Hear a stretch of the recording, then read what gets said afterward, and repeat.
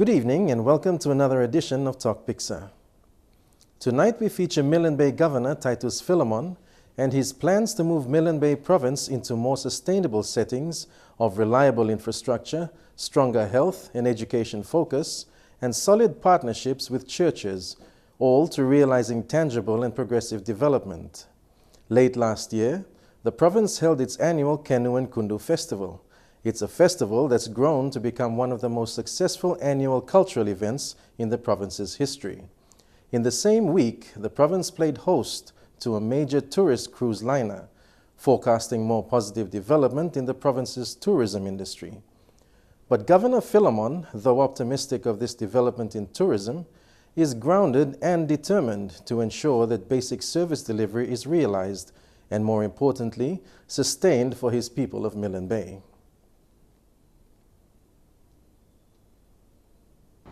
What I like to see happen in the province, and also basically is to also thank the Onildion government. Firstly, that it made it possible, especially under the provincial funding now, provincial government got funding now through PSIP, that has made it possible for us to bring some projects into reality. And also use the PSIP guideline on the implementation of some of the projects. I believe in continuity and stability. And when I came into office, I decided to adopt and continue the implementation of the 5-year integrated development plan that my predecessor's government left behind from 2011, 2015. And I came in 2012, so within that period of time, I thought it was wise that I should continue on the implementation of the 5-year integrated development plan. In the 5-year integrated development plan, there's a lot of emphasis on infrastructure and also with health and education, with law and order, and that is where we are continue to fund projects, and also where it became a reality also. It became possible when the national government, under the PSIP fundings, like the DSIP funding, PSIP funding, and also LLG SIP funding, it has the guidelines, and the guidelines which spell out that 30% of the PSIP has to be spent on infrastructure, 20% on health, and 20% on education, and the other 10% of law and order, economic sector and administration. That falls within the 5-year integrated development plan that we had. So it made it much more easier for me. So for me, I am continuing on the implementation, and especially coming up with infrastructure projects in wharves, jetties, roads, bridges. As you know, Milne Bay Province is the biggest maritime province in the country, and the members of Parliament from Milne Bay and I are working together as a team to bring about development within this maritime province.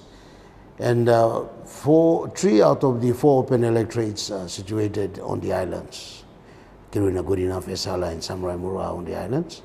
And Alatau, although there is 1 electorate, but it covers a vast area of the mainland that spreads out from Oro province to the border, Oro Milne Bay border, all the way down to central Milne Bay border. So infrastructure is the biggest sort of problem that we encounter, and that is our biggest. But in terms of health, social sector, health and education is also our priority, and with the funding that has helped us after 1 year in office. And from the experience that after 2013 budget, we have placed a lot of emphasis on that. And also looking towards the economic sector, which is in agriculture. You know very well that we had, in our province, we had 1 mine one mine already, Misima mines. And there is also the Woodlark mines is also on the government's agenda to be issued a mining license very soon. if all the requirements are met by the company as far as environment and all the other necessary issues are concerned. But I do not focus too much on the mining sector. I look towards the agriculture sector and the fisheries sector because that is the livelihood of our people. And that is where a lot of involvement of our local people can come in. Agriculture, because we are traditional agriculturists and we are traditional fishermen. And most of our people, both on the land and in the sea, and they own the land. So that is also another sector, the agriculture sector, on the economic sector, which is the agriculture, mainly concentrated on agriculture.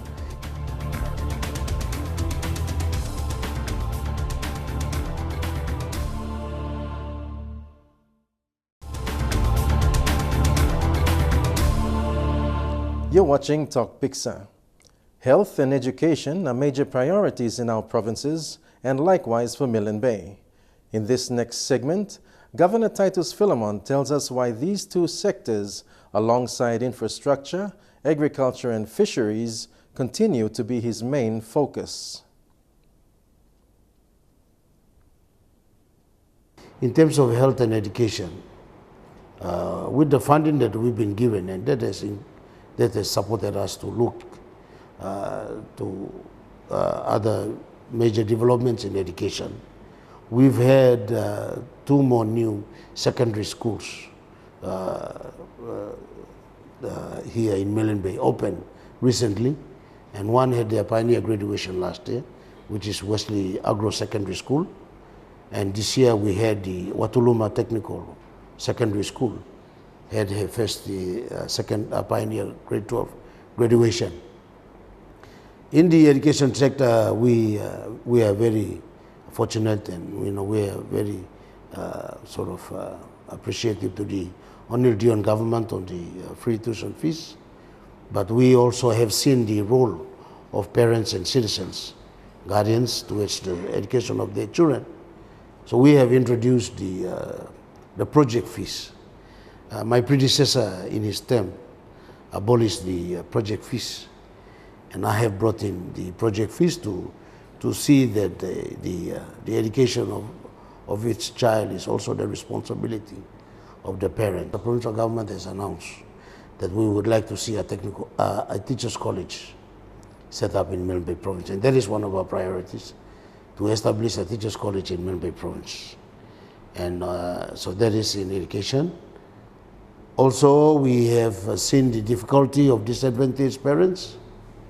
The government national government is funding, providing tuition fees from elementary to grade 12.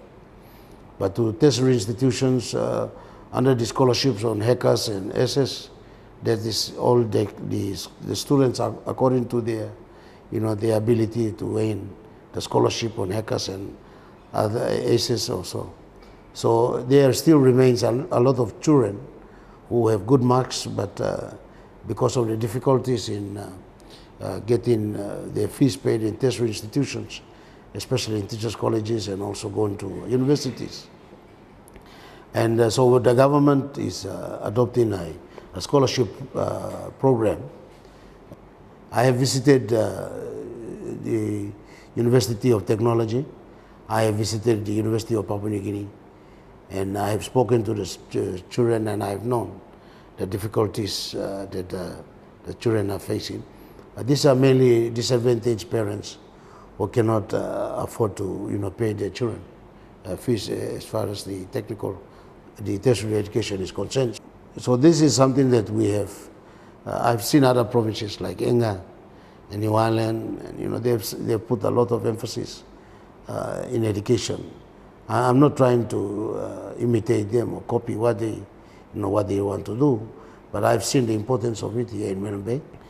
And also as far as health is concerned, a lot of emphasis on the health towards especially with the distribution of drugs in our health centers, 8 posts, right throughout the province. We have come to assist the Provincial Health Authority. Our health system in the province is now under an authority, and we were one of the first 3 provinces in the country to be recognized as an authority.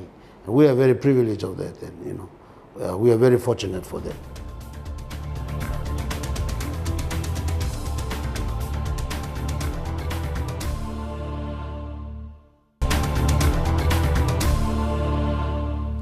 Welcome back to this Tok Piksa episode on Milne Bay Province moving forward. Provincial plans, as we know, need the support of all stakeholders in our provinces. Successful implementation of these plans requires commitment, not only by the provincial governor, but all open members and non-government players. Governor Philemon is mindful of nurturing what is already being seen as strong commitment by his open members and the realization that he also needs the support of churches in his province. We are funding the St. Barnabas School of Nursing. It's currently all owned by the churches, the Council of Churches here in Milne Bay, or the church fraternity here in Milne Bay, mainly by the 3 main line churches, the Catholic Church, the Anglican, and the United Church. We have been very fortunate as far as our health service delivery is concerned, been supported by other donor organizations, especially JICA, and in particular AUSAID, Australian Government Aid, has been it's done a lot of projects in our province through the incentive fund. And lately we had the emergency phone system established here in our labor ward, where mothers in the isolated aid posts and rural health centers throughout the province have difficulties in delivering. They can call the emergency phone and get it. So you can see that a lot of improvement have been done because of the partnership with the Australian government and the other foreign donors. Because we are a maritime province, communication, transportation and communication is one of our biggest problems as well. And I want to commend the members of parliament, the open electorates, the districts, because they have allocated funding for the towers, digital towers, to be established or built in their districts. And we have come on board as the provincial government to also assist the MPs and establish digital towers throughout our province. Like I said, we are the biggest maritime province, and a lot of our people are isolated by islands and atolls. And the communication is very important for us, especially for health, education, and natural disasters.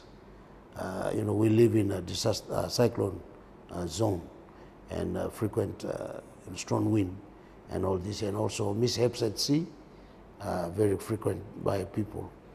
So we have established, and for us in the provincial government, we have undertaken that during this term of parliament, we will build, the provincial government has agreed together with Digicel that we'll build 10 towers right throughout the province, 2 towers every year, starting this year.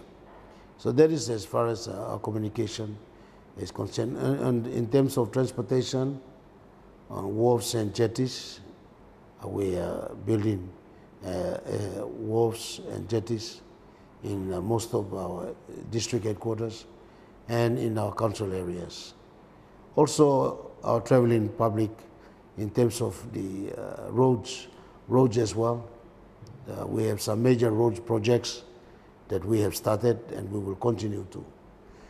We also look at the rural airstrips. There are some areas where people cannot, it's very difficult to go by truck. The roads are not built, especially within the hinterlands of our province towards the mountain areas that borders Oro, Milne Bay and central provinces. It's quite difficult for people.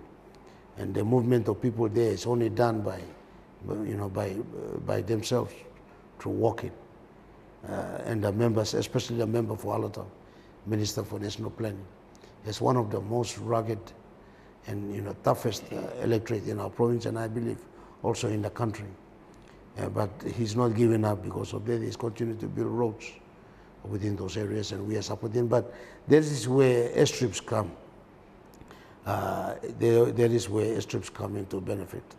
So we are maintaining all our rural airstrips, although we are not using them, but we are servicing them, maintaining them in case of emergency and other things like that. So that is in terms of transportation and communication. So in terms of our partnership with our stakeholders in the province, we have the provincial government. They have come to adopt a policy on what we call church government partnership policy. And this is recently the PEC has approved the church government partnership policy, which we have recognized that after coming into office and after working, we got to tell the truth. And the truth is that the churches have been delivering these services even before the government came, and continue to do so. And in Milne Bay province, where most of the churches landed here first, where before the government came. So their presence was well established in some of these outer islands and in the remote districts of the province. We have the churches already been established there. When the churches are established, they establish the health and education services. And as we come in, so based on that we have recognized and we have adopted a church government partnership policy. And like I said, we are allocating 1 million kina for that. And that is to assist the church government, especially the church, in the service delivery in terms of health and education. So that's basically some of the things that we are doing. And let me say, these are the things that we are doing at the moment. This is the current, I'm not saying something that we haven't done. I'm not saying something that we haven't adopted. And it's not a well-wish type of policy that I'm saying.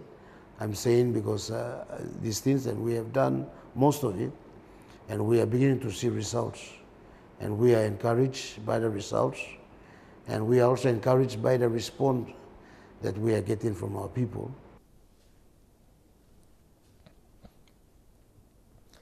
Tourism has always been a draw card for Milne Bay, and despite having new ideas to implement the province's development plans in this sector, Milne Bay Governor Titus Philemon has shown that where there have been good working policies in place, it is better to let them continue with a focus on strengthening other areas of development. A strong show of the age-old adage that if it isn't broken, don't fix it. We'll do this again next Sunday on Tok Piksa. Good night.